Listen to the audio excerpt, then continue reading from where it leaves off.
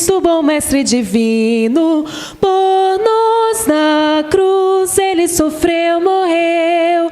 Perdão, perdão, hoje aos contritos outorga, pois precioso sangue na cruz verteu. Sim, louvai-o, ele o tão exaltado, mediador que nunca nos faltará. Louvai, louvai, falai da sua grandeza, do perdão, da graça que a todos dá. Louvai, louvai, Cristo bom mestre divino, conselhos bons dá ele ao pecador. Anunciai as bênçãos maravilhosas concedidas por este Salvador, e de todos servos de Jesus Cristo, ele nunca vos abandonará. Louvai, louvai, falai da sua grandeza, do perdão, da graça que a todos dá. Louvai, louvai, Cristo bom mestre divino, cantai, cantai, seu grande amor cantai, fiéis cantai, de coração bem unidos, seu poder e glória louvai, louvai. Qual pastor que cuida do seu rebanho, Cristo assim os crentes protegerá. Louvai, louvai, falai da sua grandeza, do perdão, da graça que a todos dá.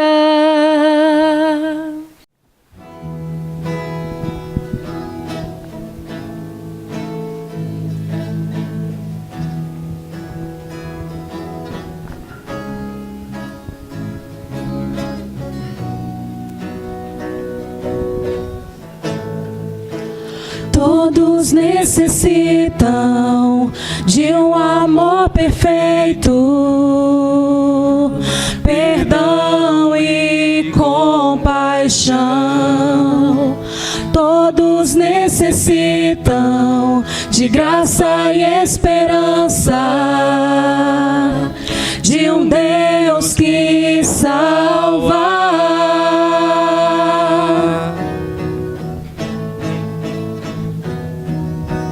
Cristo move montanhas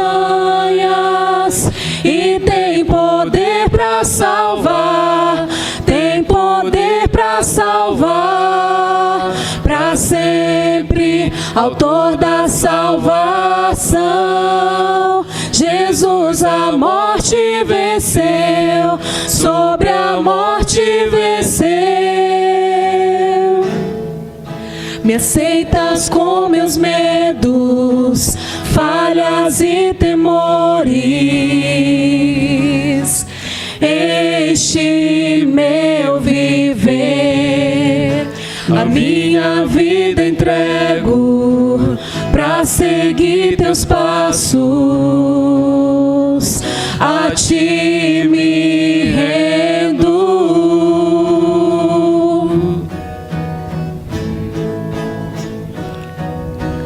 Cristo move as montanhas e tem poder para salvar, tem poder para salvar, para sempre, autor da salvação. Jesus a morte venceu, sobre a morte venceu. Posso o mundo ver brilhar a luz, cantamos para a glória do Senhor Jesus. Cristo, possa o mundo ver brilhar a luz, cantamos para a glória do Senhor Jesus.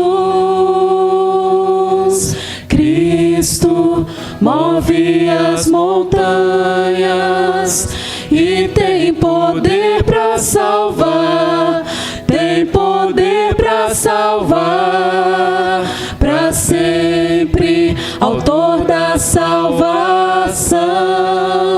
Jesus a morte venceu, sobre a morte venceu.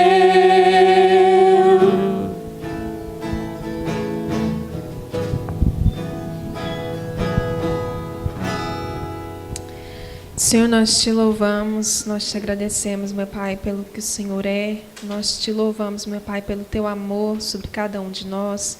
Te agradecemos, Senhor, por mais uma oportunidade, mais um privilégio que estamos tendo de estar aqui na tua casa, Senhor, para te louvar, para te engrandecer e também para ouvir, meu Pai, o recado do Senhor para cada um de nós. Muito obrigada, Senhor, por estar aqui. Muito obrigada pela vida de cada irmão. Nós te louvamos pela vida de cada visitante. Te agradecemos de um modo especial pela vida dos irmãos que dedicaram a Ti neste momento os seus dízimos e suas ofertas, Senhor. Muito obrigada mais uma vez, meu Pai, por este momento tão especial aqui na Tua casa. Nós te louvamos por tudo e oramos assim com perdão dos nossos pecados. Em nome de Jesus, amém. Hoje nós daremos início à exposição bíblica das cartas de João.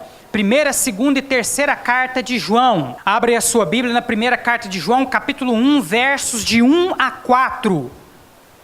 Primeira carta de João, capítulo 1, versos de 1 a 4. Não deixe de abrir a sua Bíblia. Se você está próximo de alguém que está sem a Bíblia, compartilhe a sua Bíblia com essa pessoa. O texto está aqui projetado no nosso Data Show. A versão que está aqui no Data Show é a nova versão internacional, uma versão um pouquinho diferente, um pouco mais contemporânea. Você pode acompanhar tanto aqui quanto na sua Bíblia.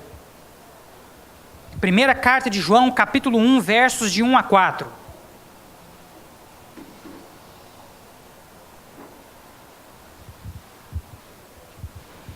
Amém ou misericórdia? Todos encontraram? Eu vou acompanhar a leitura, meus irmãos, aqui no Data Show. Você pode acompanhar a leitura aí na sua Bíblia. Versículo 1. O que era desde o princípio, o que ouvimos, o que vimos com os nossos olhos, o que contemplamos e as nossas mãos apalparam.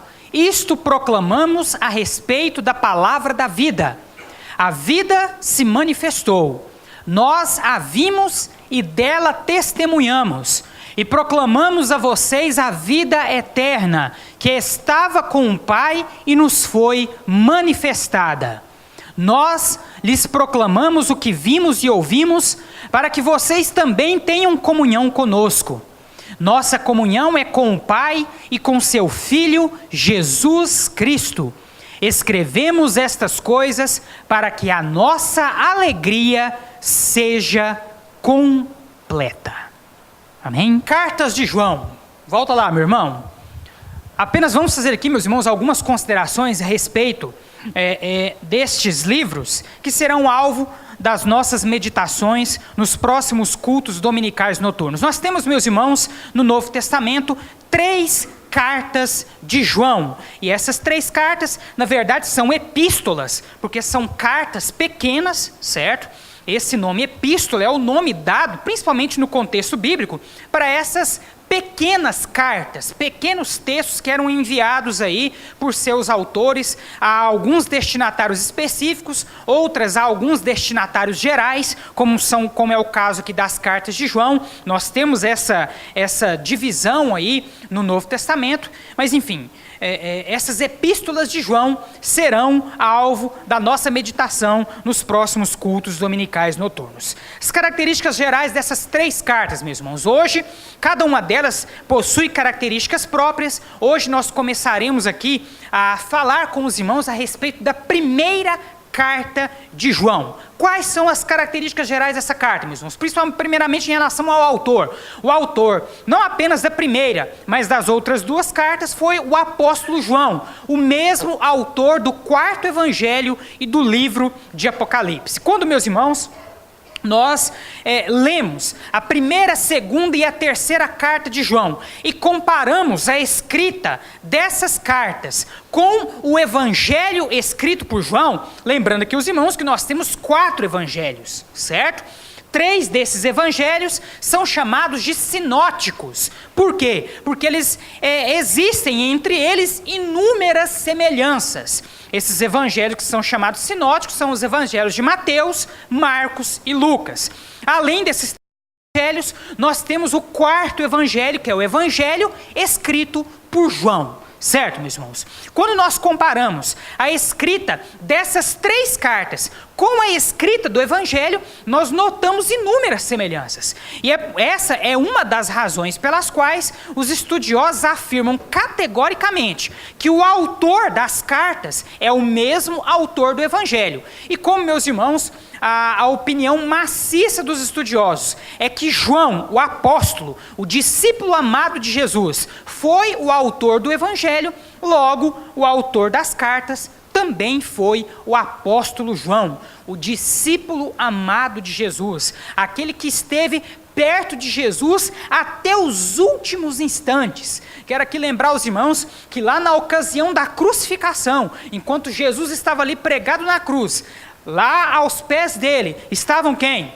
Maria, mãe de Jesus, Maria Madalena e também o apóstolo João. Então foi um discípulo muito próximo, muito íntimo de Jesus, que escreveu o Evangelho, escreveu as 3 cartas e escreveu também a revelação apocalíptica que nós estamos estudando nos cultos de quarta-feira. Amém? Então, autor, apóstolo João. A data, meus irmãos, essa primeira carta foi escrita aproximadamente entre o ano 85 e 95 depois de Cristo.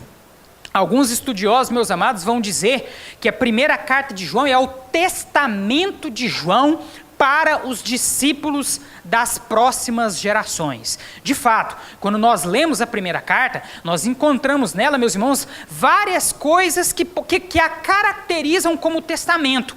Não como um testamento de herança física, de herança financeira, mas como um testamento de herança espiritual. Quando João escreveu essa primeira carta, é como se ele estivesse querendo registrar aqui, meus irmãos, o seu legado espiritual para as próximas gerações de crentes, certo? E a grande maioria dos estudiosos concorda então, como é um testamento, esse testamento ele sempre é escrito nos últimos anos de vida da pessoa. Então, por isso, essa data aí é já próxima do final do primeiro século, certo? Entre os anos 85 e 95 depois de Cristo. Os destinatários originais, meus irmãos, quando João escreveu essa primeira carta, para quem que ele escreveu essa carta? Obviamente, meus irmãos, e aqui eu quero ressaltar isso mais uma vez, a Bíblia toda, meus irmãos, ela tem como destinatário geral os crentes de todas as épocas, isso é óbvio, mas para que nós possamos fazer uma interpretação coerente das Escrituras, nós não podemos deixar de observar, meus irmãos, aqueles critérios subjetivos que estão ligados ao contexto da época. Então é óbvio, irmã Heloísa, que quando João escreveu essa carta há 2000 anos atrás, ele tinha destinatários específicos. Ele tinha objetivos específicos. E nós, meus irmãos, não podemos desconsiderar essas questões originais para fazermos uma boa interpretação.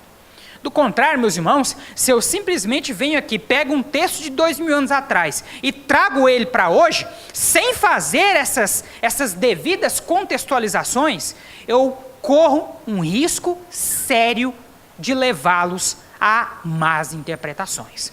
E é justamente isso, meus irmãos, que acontece com tantos e tantos falsos mestres, com tantos e tantos falsos pregadores aí fora, que simplesmente extraem o texto do seu contexto, aplicam esses textos diretamente à situação moderna em que estamos vivendo, e daí, meus irmãos, a Bíblia acaba sendo usada para a construção de inúmeras heresias. Aqui nós não fazemos isso, amém? Então, quais foram os destinatários originais dessa primeira carta? Quando João escreveu essa primeira carta há 2000 anos atrás, lá por volta lá de 85 a 95 depois de Cristo, para quem que ele tinha o intuito, o objetivo de enviar essa carta? Vamos ver.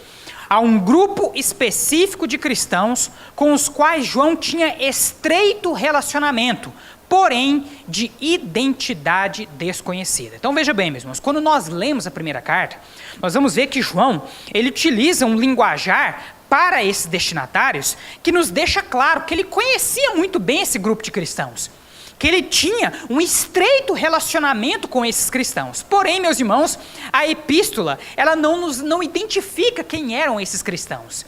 Enfim, nós sabemos, meus irmãos, por outros textos bíblicos, que João já havia pastoreado a igreja em Éfeso, que João havia tido contato com inúmeras igrejas ali das regiões ali, de Israel e do sudeste asiático. Porém, meus irmãos, o contexto da primeira carta de João não nos identifica qual grupo cristão era esse para quem ele estava enviando essa carta. O que a leitura da carta nos deixa claro, era um povo que João conhecia. Viu, irmã Maria? Então, João estava escrevendo essa carta para um grupo de crentes com os quais ele tinha um estreito relacionamento, com quem ele tinha intimidade. Do contrário, ele não utilizaria certas palavras, nós não encontraríamos nessa carta certos aspectos de fala que nós encontramos, certo? Então, para quem João destinou essa carta? Para um grupo específico de cristãos com os quais ele tinha um estreito relacionamento, mas a identidade desse grupo, infelizmente, o texto bíblico não nos identifica. Por fim, meus amados, propósito. Quando João escreveu essa primeira carta, qual era o propósito dele? Qual era o objetivo dele? O que chegou ao conhecimento de João que fez com que ele tomasse a iniciativa de escrever essa sua primeira carta? Está ali, ó. Alertar os crentes sobre os falsos mestres e as doutrinas heréticas do gnosticismo e docetismo, bem como estimulá-los a um estilo de vida coerente com o ensino de Cristo. Pois bem, meus irmãos, gnosticismo e docetismo. Meus amados, em todos os escritos de João, e quando eu falo aqui todos os escritos de João, eu estou me referindo a quais? Ao Evangelho, quarto Evangelho, as 3 cartas e também o livro de Apocalipse. Em todos esses escritos, meus irmãos, nós observamos de maneira contundente o apóstolo João combatendo essas 2 heresias que logo após a ascensão de Cristo aos céus começaram a ser muito desenvolvidas na primeira era cristã há 2000 anos atrás. Então, meus irmãos, foi Jesus subir aos céus, irmã Heloísa, que começou a crescer essas 2 heresias. Uma delas era chamada de gnosticismo. O que os gnósticos ensinavam, meus irmãos? A palavra gnóstico, meus irmãos, vem de gnose. Gnose significa conhecimento. Os gnósticos, meus irmãos, eles afirmavam que todo ser humano podia ter uma experiência pessoal e individual com Deus através do autoconhecimento próprio. Então, gnose, conhecimento. O que os gnósticos ensinavam? Quanto mais você buscar conhecimento, mais você terá uma experiência sensorial, emotiva com Deus. Era um grupo, meus irmãos, esotérico, um grupo místico, que se desenvolveu muito após a ascensão de Jesus e foi duramente combatido pelos apóstolos, principalmente pelo apóstolo João. Uma das doutrinas, irmão Alex, que esses gnósticos ensinavam era o chamado docetismo. E esse docetismo, meus irmãos, foi duramente combatido pela igreja cristã nos primeiros concílios cristãos, após aí, o primeiro século cristão, a primeira era, que vai contando aí do ano 1 do nascimento de Jesus até o ano 100, nós temos então aí a primeira era, o primeiro período da era cristã.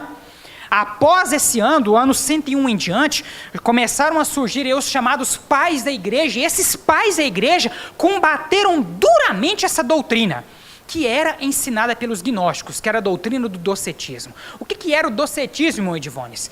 Era o ensino de que Jesus Cristo não era verdadeiramente humano. E aí, meus irmãos, dentro dessa teoria do docetismo, nós vamos encontrar vários e vários ensinos. Nós vamos ter aqueles que afirmavam que Jesus Cristo era um espírito celestial que passou pela terra.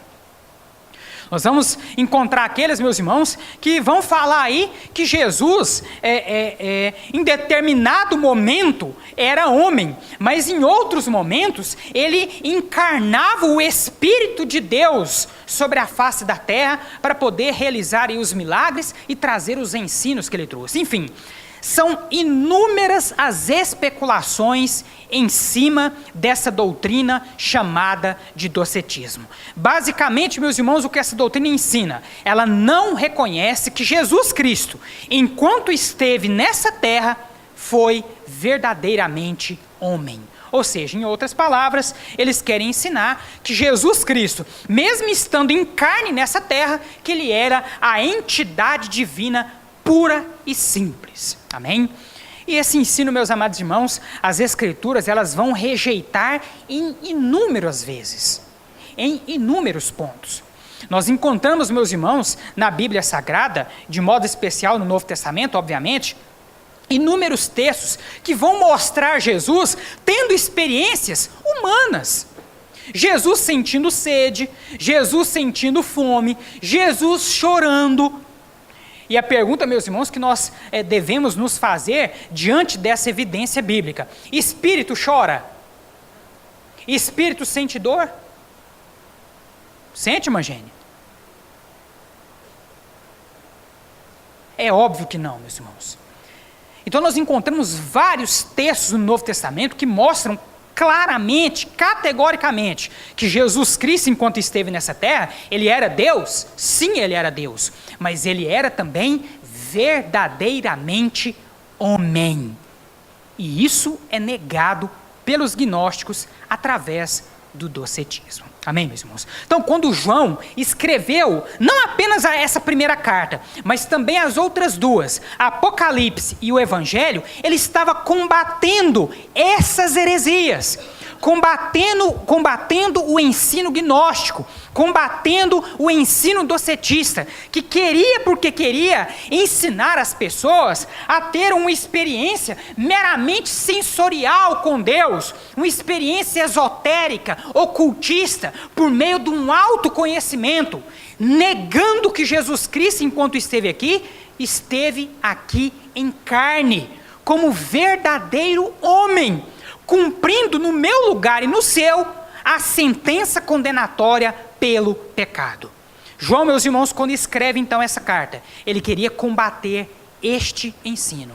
E aí você poderia perguntar: mas pastor, então isso aí não serve para nós hoje? Serve, porque nós temos, meus irmãos, seitas, heresias, ainda nos dias de hoje, que ensinam isso. Seitas que ensinam que Jesus Cristo, enquanto esteve nessa terra, não era verdadeiramente homem. E temos também outras que vão ensinar também que Jesus Cristo, enquanto esteve nessa terra, não era verdadeiramente Deus. Então são dois extremos que muitas seitas heréticas têm difundido ainda nos dias de hoje. E esses conceitos começaram a ser difundidos quando? Há 2000 anos atrás. Os apóstolos de Jesus Cristo já combatiam essas heresias. Amém, meus irmãos? Então foi para isso que o apóstolo João escreveu essa primeira carta. Nós vamos agora começar a ler novamente, meus irmãos, o texto. Os irmãos vão ver aí, depois dessas considerações iniciais que nós fizemos, os irmãos então vão entender, vão ver já nessa primeira parte do capítulo 1, esses detalhes todos que eu acabei de passar a cada um de vocês. Logo no primeiro versículo, meus irmãos, nós encontramos aqui a semelhança dessa escrita com a escrita de João no seu evangelho. Olha só como ele começa aqui no versículo 1. O que era desde o princípio, o que ouvimos, o que vimos com os nossos olhos, o que contemplamos e as nossas mãos apalparam, isto proclamamos a respeito da palavra da vida. Meus irmãos, é impossível nós olharmos para esse versículo 1 e a nossa mente não ser remetida automaticamente lá para João capítulo 1, versículo 1. Lá no Evangelho escrito por João capítulo 1, versículo 1, o que está escrito? No princípio era a palavra, ou verbo, como está na maioria das versões. E a palavra estava com Deus, e a palavra era Deus. Olha, irmã Jaqueline, a semelhança lá do capítulo 1, versículo 1 do Evangelho, com o capítulo 1, versículo 1 aqui da primeira carta. O que era desde o princípio, o que ouvimos, o que vimos com os nossos olhos, o que contemplamos e as nossas mãos apalparam, isto proclamamos a respeito da palavra da vida. João está falando aqui de quem, irmão Alex? De Jesus Cristo, a palavra eterna, que ele já havia dito lá no Evangelho, que se fez carne, habitou no meio de nós, vimos a sua glória, glória como do unigênito do Pai. João está nos falando aqui, meus amados irmãos, de Jesus Cristo. E logo aqui no começo, irmão Edivones, João já nos dá evidências claras de que ele estava combatendo o gnosticismo e, de modo mais específico, o chamado docetismo. O que eu disse para vocês que é o docetismo? É a afirmação de que Jesus, quando esteve nessa terra, não era o quê? Não era homem. Jesus era um espírito, um extraterrestre, o Deus aqui na terra. Ele era qualquer coisa, menos um ser humano. E logo aqui no versículo 1, nós observamos João combatendo isso. Os irmãos perceberam ali que eu sublinhei 4 verbos, certo? 4 verbos. Nesses 4 verbos, meus irmãos, João ele nos diz que ouviu, viu, contemplou e as nossas mãos apalparam. Esse texto, meus irmãos, só poderia ter sido escrito por uma testemunha ocular de Jesus Cristo. E esse é mais um dos argumentos que os estudiosos utilizam para afirmar que o autor dessa carta foi, de fato, o apóstolo João. O mesmo que escreveu o Evangelho, o mesmo que escreveu o livro do Apocalipse. Testemunha ocular do ministério de Jesus. E aqui, meus irmãos, João, para combater essa ideia herética defendida pelos gnósticos, que dizia que Jesus não era humano, certo? João então vai dizer, é como, meus amados, em outras palavras, não entendam mal aqui, meus irmãos, não estou querendo acrescentar as escrituras, mas apenas para que vocês entendam melhor. É como se João aqui estivesse dizendo o seguinte: hereges, gnósticos, eu ouvi, vi, contemplei e apalpei. Apalpei esse Jesus que vocês estão dizendo que não era humano. Se ele não era humano, como pode eu tê-lo visto? Como posso eu tê-lo contemplado? Como posso eu tê-lo apalpado? E como eu disse para os amados irmãos inicialmente, João ele foi o discípulo amado de Jesus. Dentre os 12 discípulos, irmão Alex, se teve um que era próximo de Jesus, esse alguém era quem? João. Então, de fato, ele esteve próximo, ele abraçou, ele apalpou, caminhou com Jesus, viu, contemplou. Logo aqui no primeiro versículo, nós observamos então o apóstolo João combatendo essa heresia defendida pelos gnósticos e que também é defendida por alguns grupos religiosos nos dias de hoje, de que Jesus não era um ser humano. Ora, como que Jesus não era ser humano? João está dizendo aqui, como que Jesus não era ser humano? Se eu vi, se eu contemplei, se eu estive com ele, se eu apalpei. Jesus era, meus amados, verdadeiramente Deus e verdadeiramente homem. Essas duas naturezas, meus irmãos, de modo sobrenatural, de uma forma que apenas Deus pode realizar, coexistiam na pessoa de Jesus Cristo. Há como nós explicarmos isso humanamente falando? Obviamente que não. E também é óbvio, meus amados irmãos, que nós não teríamos, dentro da nossa limitação enquanto seres humanos, condição de explicar Deus. Porque o dia que nós conseguirmos explicar a Deus, nós seremos semelhantes a Ele. Nós não podemos, meus amados, explicar como que Jesus era 100% homem, mas também 100% Deus. Mas o fato que o ensino das Escrituras Sagradas, em especial o Novo Testamento, nos mostram de modo claro e evidente que em Jesus Cristo repousavam as duas naturezas. E o ensino bíblico é totalmente contrário a essa ideia herética de que Jesus não era humano. E também contrário a outros grupos sectários que existem ainda hoje, que afirmam também que Jesus não era verdadeiramente Deus. Amém? Então logo aqui no primeiro versículo, meus amados, João ele combate essa heresia. Ele diz: ouvimos, vimos, contemplamos, as nossas mãos apalparam, e isso nós proclamamos a respeito da palavra da vida. Novamente, meus irmãos, vai aparecer aqui a palavrinha grega que aparece lá em João capítulo 1, versículo 1. O texto que eu gosto muito dando grego, né, que eu uso aí direto como exercício lá para os alunos lá no seminário, né, irmão Edvones? En harke en hologos, kai hologos em prós, ton theon kai theos en hologos. João capítulo 1, versículo 1. No princípio era o Logos, no princípio era a palavra, no princípio era o verbo estava com Deus, o verbo era Deus. A mesma palavrinha utilizada por João lá no Evangelho reaparece aqui na primeira carta, meus irmãos. Porque Jesus é a palavra de Deus que se fez carne.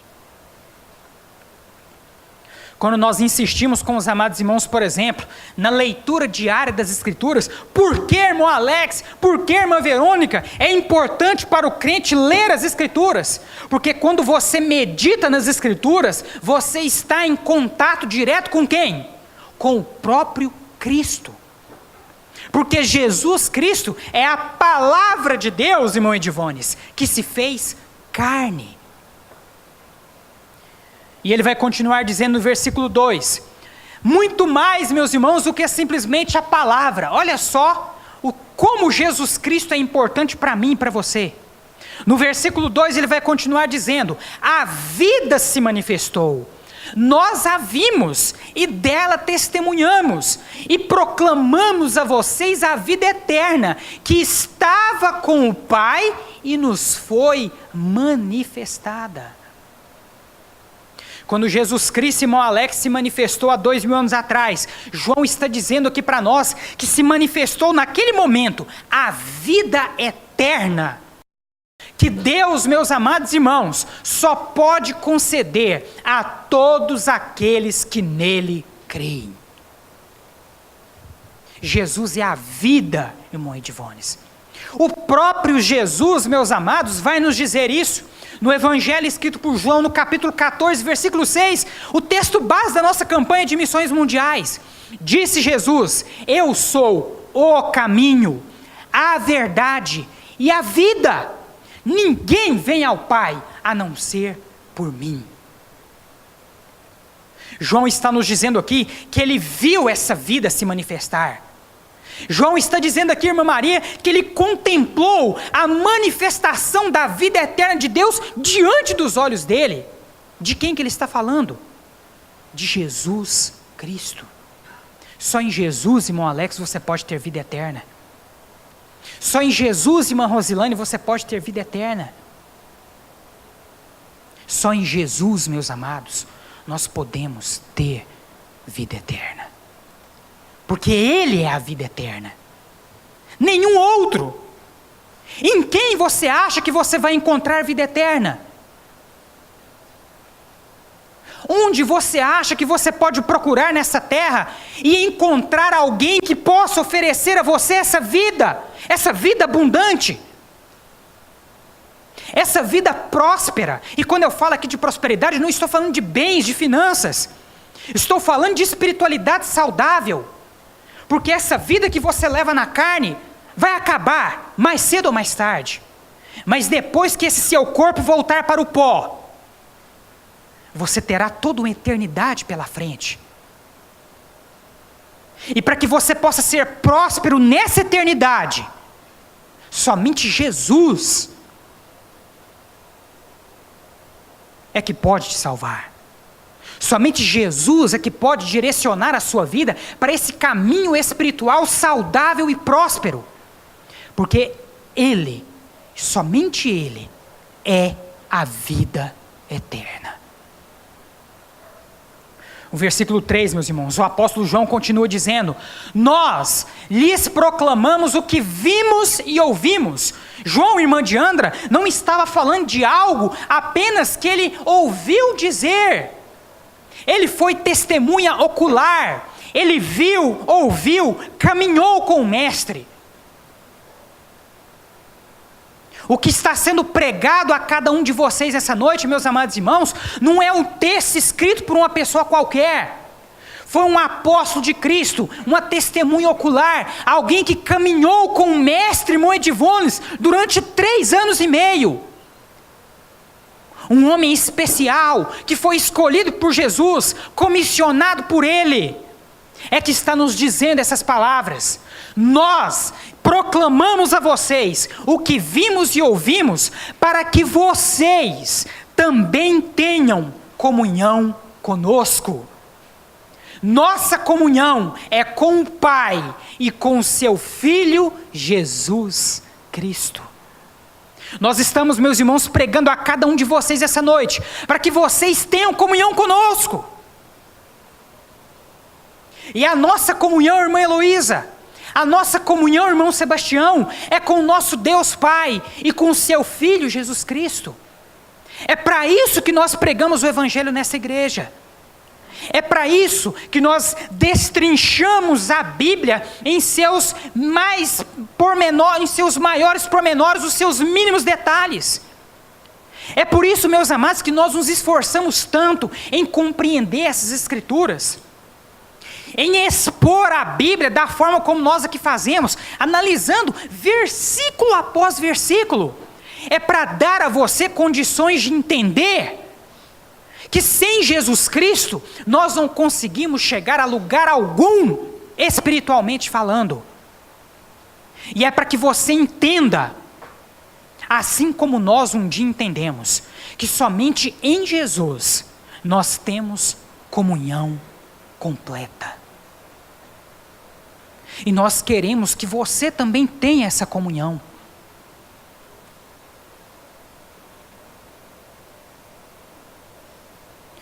Se você me procurasse para conversar e me perguntasse o que Jesus é para mim, eu ia te dizer tantas coisas maravilhosas. Porque Jesus, meus amados irmãos, é o maior e o melhor presente que eu poderia receber. E quando nós recebemos um presente, irmã Edivônia, do qual nós gostamos muito, nós não medimos palavras para falar desse presente. Nós falamos dele com alegria, com orgulho. Se eu estou aqui, meus amados irmãos, diante de cada um de vocês, pregando com avidez essa palavra, é porque eu sei a transformação que esse Jesus fez na minha vida, e sei também a transformação que Ele pode fazer na sua.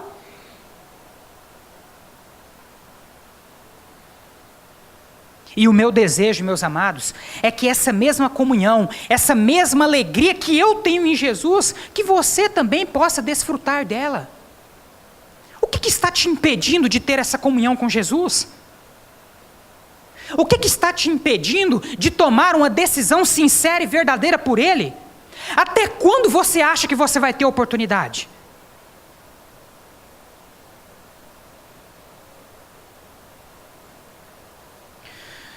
João vai encerrar, meus irmãos, esse prólogo da sua primeira carta, dizendo assim: escrevemos estas coisas para que a nossa alegria seja completa. A maioria dos estudiosos, meus irmãos, ao fazer a análise do texto original, desse último versículo aqui do versículo 4, entende que João, quando escreveu este versículo, estava querendo dizer em outras palavras: eu conheço vocês, eu já estive com vocês, eu sei da capacidade de vocês, Mas infelizmente vocês ainda não têm levado a sério o compromisso que um dia eu mesmo ensinei para vocês. Eu sei que ainda há coisas nas quais vocês podem melhorar. E é por essa razão que eu escrevo para vocês estas coisas, para que a nossa alegria seja completa. Em outras palavras, meus irmãos, João estava dizendo o seguinte, para que eu possa de fato me alegrar a respeito de vocês, que eu saiba que vocês têm cumprido, que vocês têm levado a sério tudo aquilo que eu tenho ensinado para vocês. Com toda certeza, meus irmãos, esse grupo de cristãos, para quem João escreveu essa primeira carta, estavam falhando em alguns compromissos em suas vidas cristãs. E João diz aqui para cada um deles, para que a minha alegria seja completa, é que eu escrevo para vocês essas coisas. E eu espero que vocês, ao lerem essas coisas, possam se desenvolver, crescer espiritualmente e fazer tudo aquilo que eu tenho ensinado a vocês. Porque, por enquanto, eu ainda não posso me alegrar com todos vocês.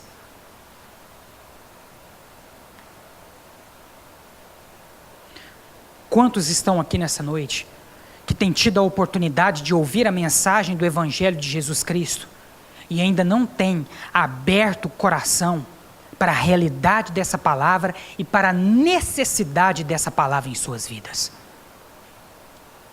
Eu quero dizer para você nessa noite, para que a minha alegria seja completa, é que eu estou mais uma vez pregando a você nessa noite. Nós pregamos a cada um de vocês essa noite na esperança de que você possa entender de que sem Jesus não há vida. Sem Jesus, meus amados irmãos, não há caminho, não há esperança, porque Ele é o único caminho, a única verdade e a única e verdadeira fonte de vida. Meus irmãos, eu estou repetindo a cada um de vocês nessa noite as palavras de João, ditas há 2000 anos atrás, para esses crentes.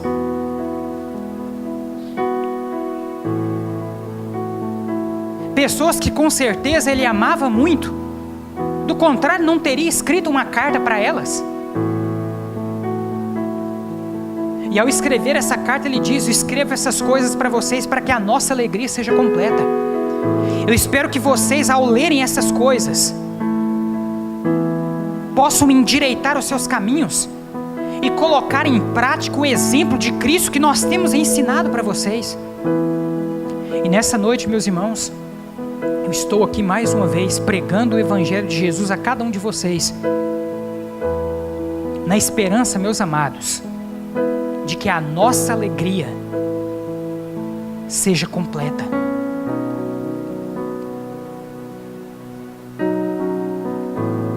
Na esperança de que esse Jesus que transformou a minha vida possa também transformar a sua. Na esperança, meus amados, de que esse Jesus que me concedeu vida eterna possa conceder também a você essa vida eterna, próspera, rica e abundante, que somente Ele pode lhe conceder. Feche os seus olhos nesse momento.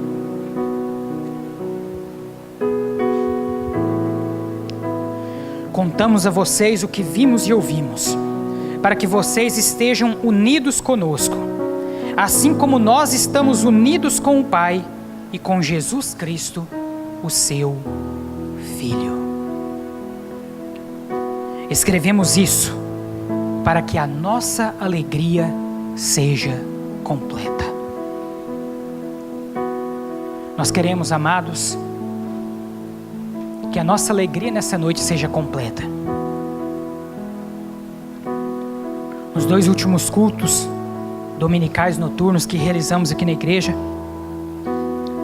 tivemos reconciliações, tivemos pessoas se decidindo por Jesus, fazendo uma aliança de fé genuína e verdadeira com Jesus Cristo. E nós não poderíamos, meus amados, encerrar o culto nessa noite sem dar àqueles que aqui estão presentes a oportunidade de seguir o mesmo exemplo. Eu não conheço a vida de todos aqueles que aqui estão presentes, mas eu quero dizer a você nessa noite: não saia daqui sem fazer uma aliança de fé com Jesus. Que a nossa alegria nessa noite seja completa, por ver que você entendeu a mensagem que foi pregada, entendeu que somente em Jesus você pode ter vida, e por isso você precisa fazer uma aliança com Ele. Você precisa se arrepender dos seus pecados.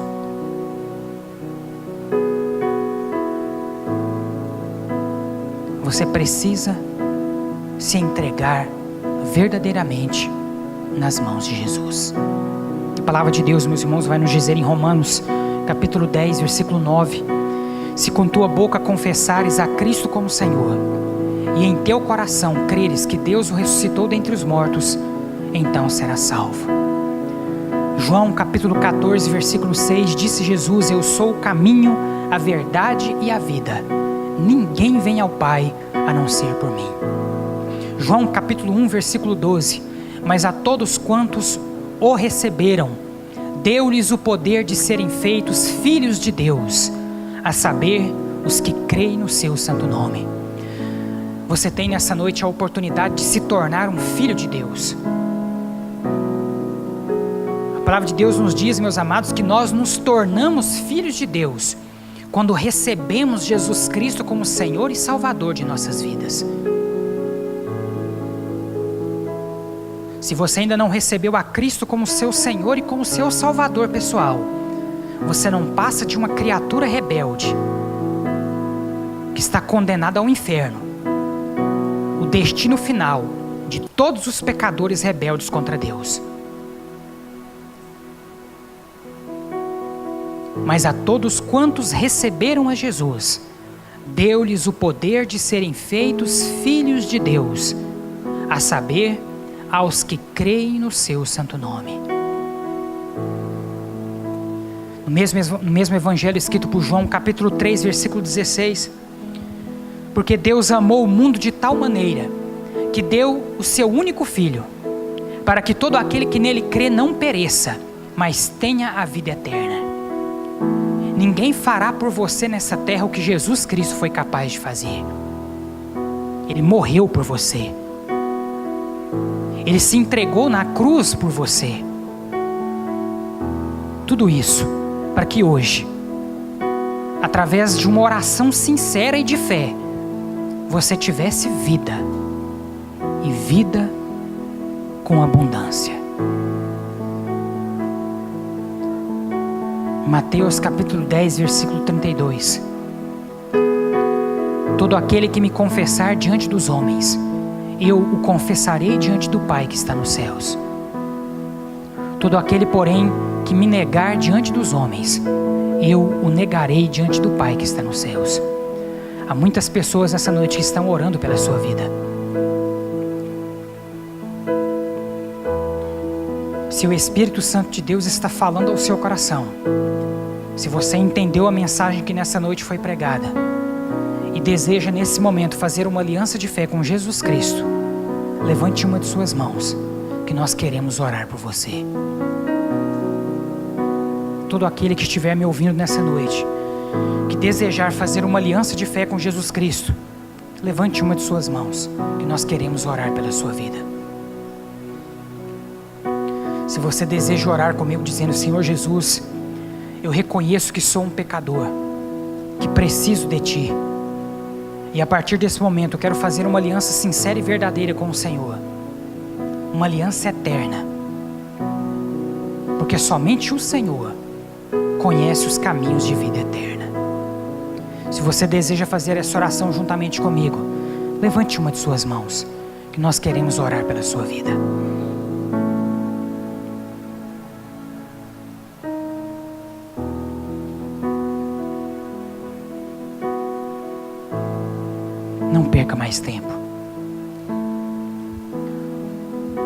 Talvez alguém nessa noite que deseja se reconciliar com Jesus e com a igreja. Você um dia já tomou essa decisão, mas acabou se desviando dos caminhos do Senhor. Se você nessa noite, após ouvir a mensagem que foi pregada, se você deseja se reconciliar com Jesus Cristo e com sua igreja, você também pode levantar uma de suas mãos. E tudo que nós vamos fazer nessa noite por você é orar. Tudo que nós queremos é orar pela sua vida, para que possamos sair daqui nessa noite com a nossa alegria completa diante de Deus e do nosso Senhor Jesus Cristo. Há alguém nessa noite que deseja fazer uma aliança de fé com Jesus? Há alguém nessa noite que deseja se reconciliar com Jesus e com sua igreja? Levante uma de suas mãos, que nós queremos orar com você. Você que está nos acompanhando nessa mensagem em vídeo, se essa mensagem falou ao seu coração, se o Espírito Santo de Deus está falando ao seu coração, não perca tempo. Dobre os seus joelhos no lugar em que você está. Arrependa-se dos seus pecados. Entregue a sua vida nas mãos de Jesus e peça a Ele que guie os seus passos de hoje para todo sempre. E com toda certeza, Ele o fará. Alguém nessa noite que deseja se reconciliar com Cristo ou com sua igreja, ou fazer uma aliança de fé com Jesus, levante uma de suas mãos, que nós queremos orar por você. Vamos ficar de pé, meus irmãos. Nós estamos chegando ao final de mais este culto. Nós agradecemos mais uma vez a vida de todos os nossos visitantes e a presença de todos os irmãos, membros e congregados aqui da Segunda Igreja Batista em Rio Verde. É sempre muito bom contar com a presença de todos os irmãos. É sempre muito bom, meus irmãos, vir aqui para este altar e ver a igreja cheia, como nós estamos vendo nessa noite. Amém? Que o Espírito Santo de Deus possa completar no meu coração e no seu coração tudo aquilo que nós vimos e ouvimos nessa noite. Amém? Que esse Jesus, a palavra da vida, possa reinar dia após dia na minha vida e na sua vida, tanto através das nossas palavras, quanto através das nossas atitudes. Amém? Feche os seus olhos, curve a sua cabeça, vamos orar mais uma vez. Senhor nosso Deus, nós te agradecemos, ó Pai, por tudo aquilo que vimos e ouvimos essa noite. Pedimos ao Senhor que complete em nossas vidas, em nossos corações, a mensagem da Tua palavra que foi pregada, que foi anunciada nessa noite. Que o Teu Espírito Santo nos dê, meu Pai, compreensão completa a respeito de tudo aquilo, meu Pai, que nessa noite foi apregoado da parte do Senhor para a vida de cada um de nós. Dá-nos, ó Pai, uma noite de paz e de descanso. Leva-nos agora de volta aos nossos lares, debaixo da Tua paz e da Tua proteção. Abençoa, Senhor, a nossa semana. Faça com que a Tua boa, agradável e perfeita vontade continue prevalecendo sobre a vida de cada um de nós. Que a graça do nosso Senhor e Salvador Jesus Cristo, o amor de Deus nosso Pai e a comunhão do Teu Espírito Santo estejam conosco, hoje e para todo o sempre. Amém.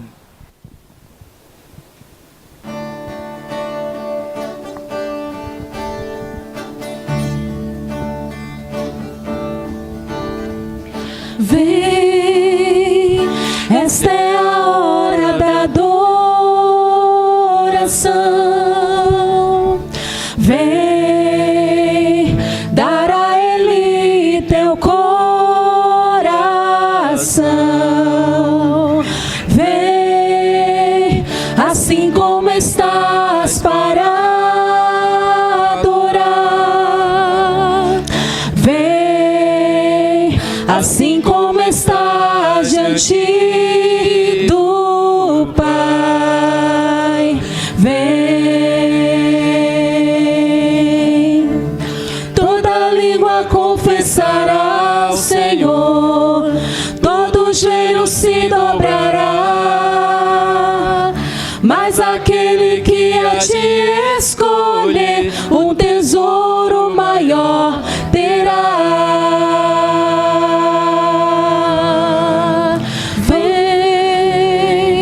Esta é a hora da adoração.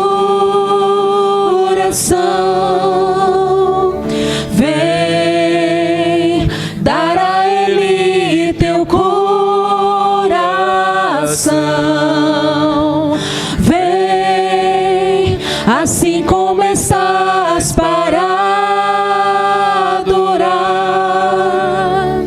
Vem, assim como estás diante do Pai. Vem,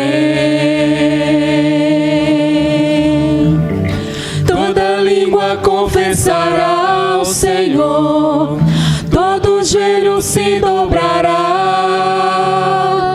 mas aquele que a ti escolher, um tesouro maior terá.